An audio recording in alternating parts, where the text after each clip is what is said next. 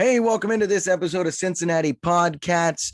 I'm your host, T Money, and we got Giggsy out there in Raleigh. What's up, Giggsy? How's your weekend? How's everything going? What's up? I'm good. How about you? Doing great. Cincinnati sports once again doing it. Cincinnati Bengals make the Super Bowl. Unlikely Crazy. to do that. 4 wins last year. Joe Burrow coming off an injury. Crazy. So that was awesome. We got UC basketball right now playing pretty well, better than expected year. So everything's going great. Everything's going great. You know, you're in basketball heaven over there, Raleigh. You got all the teams around you there. I know. I'm gonna need to get to. I've been to Duke, UNC, and NC State, but I want to get to UNC tickets are actually pretty cheap. Oh, Duke is very expensive, yeah. So probably not that. But yeah, NC State and UNC, Wake Forest too is around fun. there, right? Like hour and 20, Okay, but I would be happy to go there too. Yeah, but they're not that good. But I mean, good. this is what it is. So we'll dive in this podcast. We'll touch on some AAC basketball. We'll do some recaps of the games we had this past week, preview some of the games that are coming up in our big one against Houston, and then touch real quickly on some football recruits. So before we dive in, this podcast is sponsored by Chili Labs. Chili Labs is owned and operated by a UC alum and is the most affordable lab-tested CBD on the market. You can find out more at chililabs.com. and use a promo code CATS for 10% off. Yep. So let's first touch base, because this is technically a Cincinnati podcast. So we'll touch base on these Bengals Super Bowl, man. Come on, we got to do it. UC once again wins Cincinnati. We got the UC making the playoffs and being one of the final 4 teams in the country. We had the Bengals also making the playoffs, final 4 in the country, and they win their matchup versus the Chiefs to make the Super Bowl. First time in over 30 years. Initial thoughts, reactions, Cincinnati doing it all right now. I honestly had a really good feeling going into it. And let me preface this by saying I'm a Browns fan, but I really do like the Bengals too, just solely from the UC connection. But I don't know. I knew they would beat the Raiders, knew they would beat the Titans. I don't know why I knew that, but Derrick Henry coming back injured, I had a lot of faith. And then this game, I was like, I think you kind of said it best when we were talking before starting this, that like I had a little bit more confidence than I had against UC versus Alabama, probably like maybe 10% more confidence, but like it was just like, yeah, you know what, go. Like obviously Joe Burrow's in his second year, you've really young team, like this isn't the last chance. So like go show out in the AFC Championship and come back next year if it doesn't work out. But I mean, they outscored the Chiefs 17-3 in the second half and overtime. Like it was like I think you could tell that they just wanted it more. Their defense has like been playing second half extremely well. Yeah, crazy. It's unbelievable. So yeah, I was very, very happy to see that. Yeah, I mean, the Cincinnati actually beat the Chiefs in the second to last regular season game. Always hard to beat someone twice. Alabama, Georgia just proved that. The other team won. So I assumed the Bengals would lose this.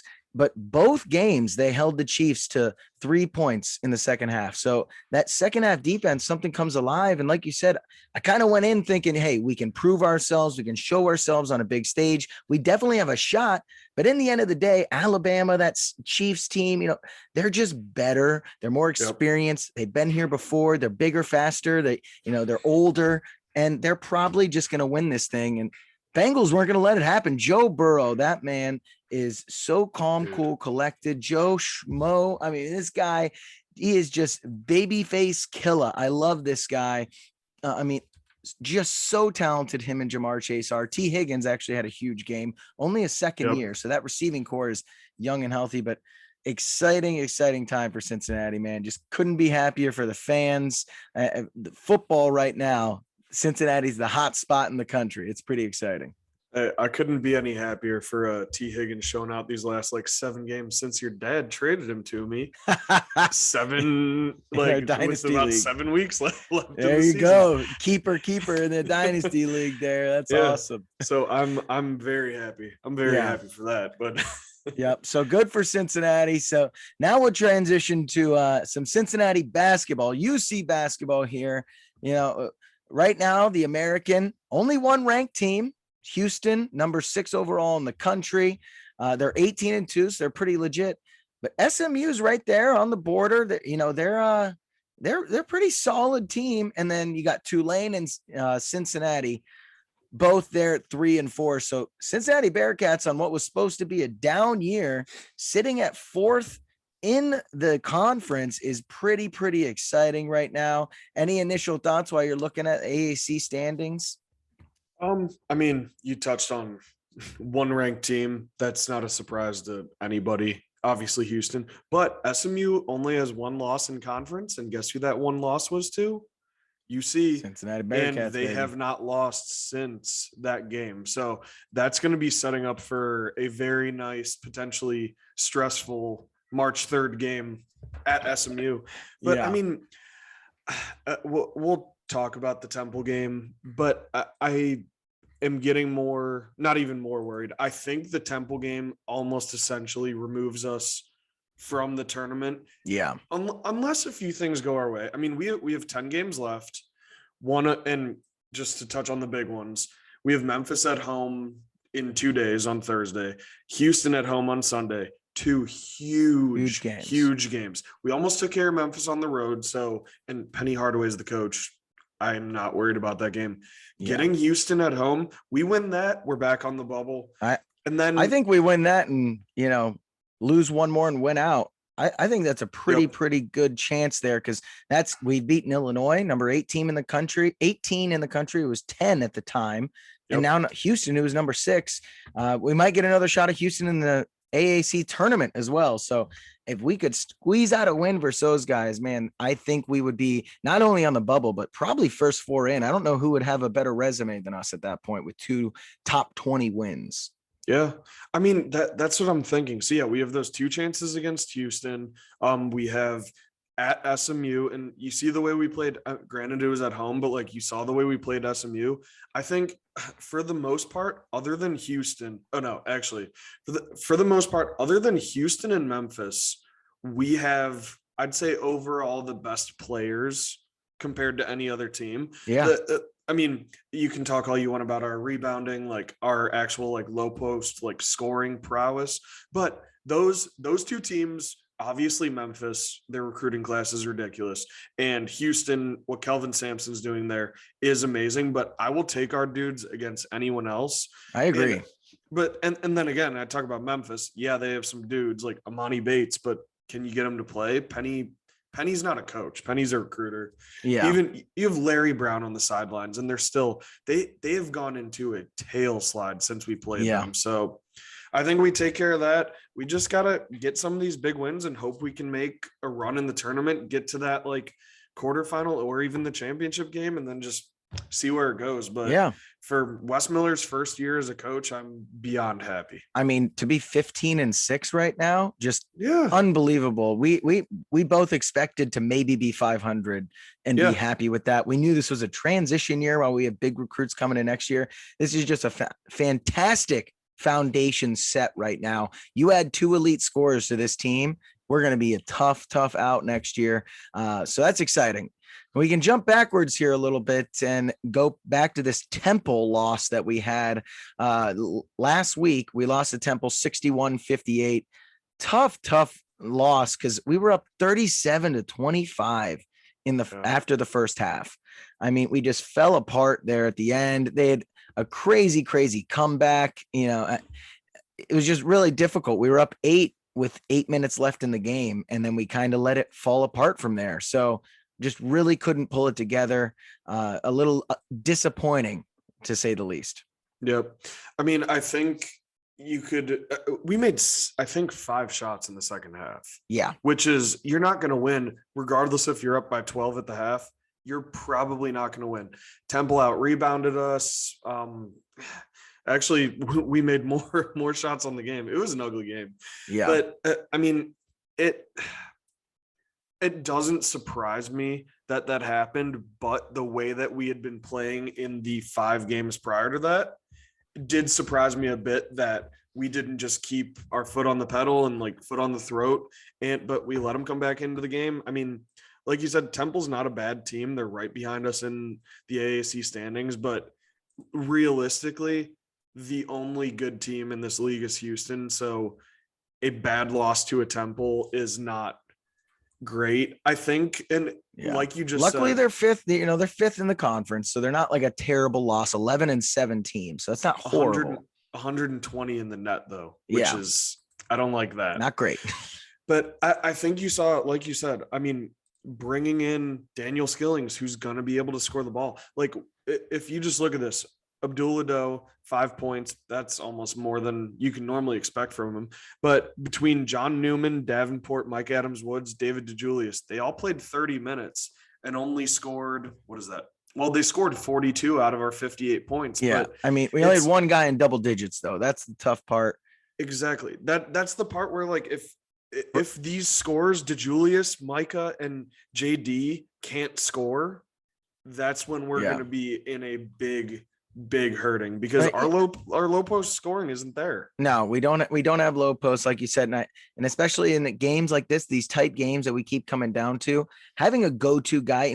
DeJulius is a solid player, but he's not a go-to scorer. That our team doesn't have that guy. We are a move the ball around kind of guy. We don't have Jaron Cumberland. We don't have Sean Kilpatrick. Yep.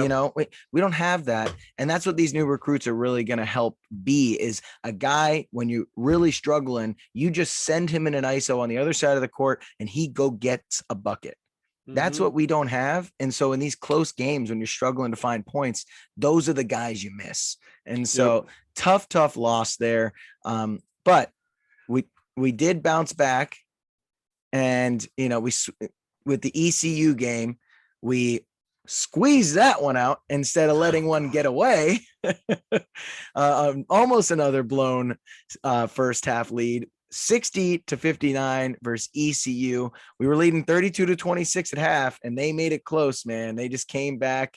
But now we have a different guard scoring over 20 points in Adams. Okay. So 3 guys in double digits, 3 guys over 14 to be exact. So, I mean, it was a solid game, a way to squeeze it out versus another decent team. They're 11-9, so it was very, very tight at the end there. I mean, to be up 10 with 4 minutes left and then blow that almost is pretty crazy, but we didn't do too bad on the boards. We didn't get terribly out rebounded. But the 3-point defense is where we just aren't shooting great from 3 right now. We don't have guys that can really pull up from 3. We got more slashers and, guards that can get to the rim instead of shooters at the moment. Yeah, I mean, I think you've kind of seen like this regression to the mean. Like we were shooting almost 50% from 3 for a stretch of like 5 games or so. But like the whole time I'm thinking like, I mean, we have some shooters, but we're not a shooting team. Yeah, I don't think. I hope Wes can recruit shooters who are also athletic and can defend, because I don't want a bunch of shooters who are going to give up a bunch of easy buckets. But I mean, you're seeing our 3-point shooting go back. But so I was at this game. ECU made 15 shots the entire game, and a lot of those were in that second half comeback. Like watching our defense, what we actually did to them for the majority of that game was pretty like, I'm not going to equate it exactly to how the SMU football game was, but like they didn't have an answer. Like we actually did. We were like going up strong. They out rebounded us, but it did not feel like it at all. Like we just felt like by far the better team, and almost lost it, but almost let one get away. Exactly. I mean, ECU's not good in conference. They're 2-6, but they're a pretty good team. So I'll take the win. I think this is going to be how the rest of, let's say, minus the 2 Houston games, SMU and Memphis. I think a lot of these games that are left on the schedule out of the 10 are toss-ups. We should win basically all of those. I would be absolutely furious if we didn't go at least 6-4. Yeah. Because that would be 2 losses to Houston, 1 to SMU, 1 to Memphis. And I still don't think that's acceptable. But We'll see. We'll see. Yeah. But yeah, I mean, good win. I liked good win, good out. we did some great scoring, and that David DeJulius. Oh my God, he missed the shot, got his own rebound, put it back. Yep. Like that was crazy. All those ECU fans around me got their hopes up, and then David just ripped their throat out. It was fun. Nothing ripped their hearts out. Nothing like taking down your favorite high school opponent in that terrible high school gym. Yeah, yeah. So they had Greg is good luck there watching them, so that was awesome. Yep. Well, let's transition here to a little bit of preview now. So we got Memphis coming up on Thursday this week, and this is a big conference battle here. Memphis, like you said, been on a little bit of a skid. They right now are 11-8, and they have lost 3 out of the last 5 after losing to us. So let's hope that's 4 out of the last 6 once we play them. But right now, the BPI has us 52% win percentage here. I mean, that's pretty close. This is really a coin flip for most of the BPI. So it's going to be interesting. Yep. I mean, yeah, we know Memphis. We know a lot of these dudes. I mean, they have a good amount of, a few freshmen, Amani Bates, who isn't exactly playing up to what he was supposed to be coming into college. Yeah. But Jalen Duren's a dude. He's averaging almost 11 points per game, 7.3 rebounds. And he's just like, you can tell he's an NBA player next year. But I mean, God, dude, I hate playing them because of basically they have so much talent, but they're so poorly coached. So if they just have, if their guys are on that night, we could be in really big trouble because they are talented, more talented at every single position, and their bench.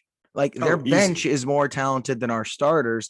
Yeah. We just have a more cohesive unit. We understand our roles. We have a way better coach, and that's what's keeping us in these games and let us beat Memphis like we did the last time we played them.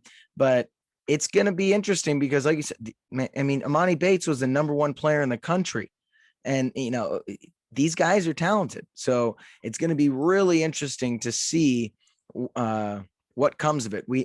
Right now, Davenport's the leading scorer coming into this game. So we'll see, but it's going to be a battle, I think.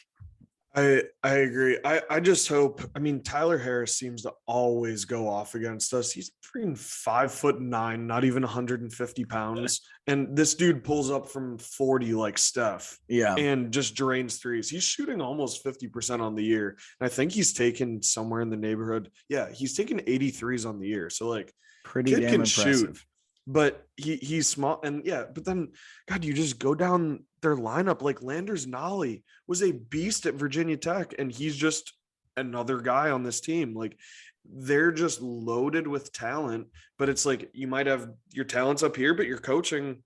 I mean, I will say it.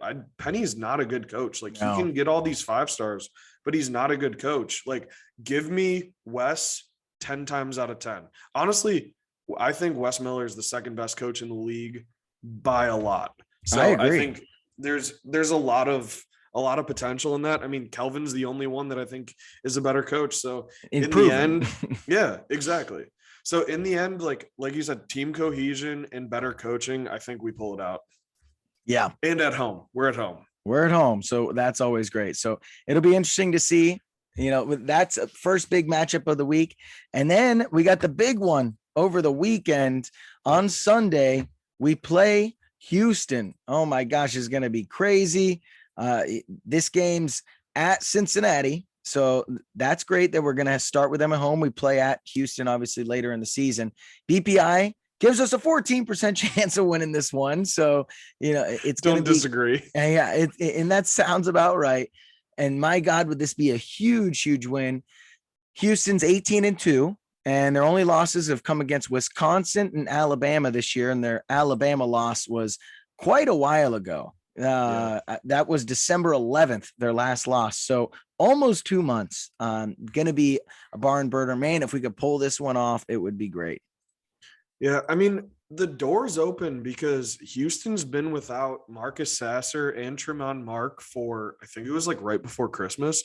Marcus Sasser, the sophomore, is averaging almost 45% from three, and he was almost at 18 points per game. So like, obviously they've found out a way to win without them, but this is not the Houston team that was the Houston team at the beginning of the year. Like, they're still better than everybody in the league, hands down. But I think those two guys being out for the whole season actually gives us probably better than a 14% chance, like the BPI says. So we'll see how it goes. I'm not going to be upset if we lose. I'm not going to be surprised if we lose. But if we could pull this one off at home, get a quad one win, another signature win to our resume on top of the Illinois win, I mean, let's try to do it. Yeah, it would be huge. I think our biggest challenge this game will be keeping up with them scoring wise, and especially late. They're going to put up points. We're going to need to probably score 70 to win this game, which is our average, but versus good teams, it definitely comes down to the 60s, low 60s when we're playing mediocre to decent teams. So that's going to be my concern going into this, is where are we going to get our points from? And can we score late in close games? Because their defense is pretty solid. They're only allowing 56 points a game. So that's going to be the question, is down the stretch, can we continue to score to keep up with these guys? Yep. So that's going to be exciting. Sunday, 3 p.m. Pacific. That's 7 p.m. Eastern. We play Houston, number 6 in the country. Man, if we could get another quad one win, that might secure us a spot in March Madness. I think let's try to kill them on the boards. They're always a very good, tough team. And if we can get back to that Bearcat toughness that we had before John Brannon, so McCronin type toughness, which I think Wes is all about, I think we could do it, but we'll see. Yep. Let's keep our fingers crossed. That'll be an awesome, awesome game. All right. Well, lastly, let's transition back to a little football here. We got a little recruiting update from old Giggsy here. What's going on in the recruiting world for the football team right now? Yeah, so we had a really big weekend this past weekend. It was just a junior day. We had a bunch of class of 2023 kids in, a bunch of really highly recruited players. A lot of these guys still don't even have 24/7 Sports or Rivals profiles, but for the ones that do, I'll just name them out. We have 3-star Jameel Croft out of Michigan. We're going for a lot of Michigan guys, and that's a direct product of Sauce. So, and he's actually from Sauce's high school, so that's never a bad thing. Yeah. Jair Hill, 3-star, 377 overall, athlete, number 7 player in Illinois. We've had Lance Williams, big tackle from Tennessee. He's been on campus a lot, and I think he's still pretty early in his. Actually, he's not a tackle. He's some sort of inside lineman. I think that's a guard. 6'4", 306. Like, big boy. I'd love to grab him. He's the number 41 overall interior lineman. We have Amir Herring out of Michigan too, 204 overall. Like, big, highly recruited 4-star. Jalen Thompson's another guy out of Michigan, 162, another 4-star. Like, it was a very, very big weekend. We had a few of our actual recruits there between Jason Hewlett and Trevor Carter. I mean, you're just seeing we can now get bigger people in the door than we could even a few months ago. Yeah. Between the Big 12, the CFP. So I think we got to just keep rolling with this. We're very early on a lot of these guys and their recruitment, but if we could even grab like 3 of these dudes, there are a lot of really, really good players that came, and I didn't even name half of them. Oh, the highest recruited one, Samuel Singleton, number 5 running back in the class of 2023 out of Florida. So, I mean, you're coming up from Florida in January. Got to be interested. Come to UC. I mean, fingers crossed, but I mean, we're just bringing in quality guys. So this is what happens when you're playing in a higher league. You're going to shoot your shot for bigger players. You're now competing a lot more with these bigger schools, but that's how it is. So, yeah.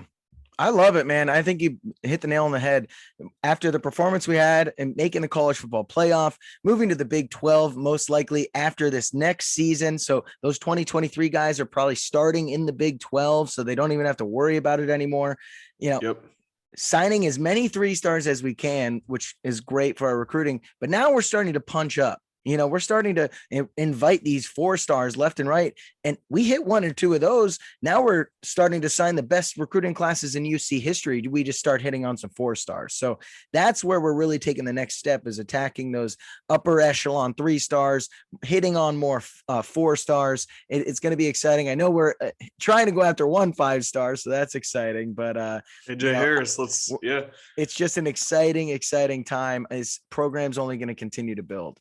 Well, yeah. So a couple of those, and we've talked about them in the past, just going over like class of 21 and 22, but those 4-stars that we signed in those classes are already making a big impact. I saw Brady Collins, the strength coach, he posts like the speed, like the top speeds from the day. You had Trey Tucker at number 1, Drew Donnelly at number 2, which is expected for both of them. They're both track stars. I'm excited to see what Drew Donnelly does as wide receiver. But you had Shimon Mateer, big 6'5", like 250-pound tight end, come in at number 3.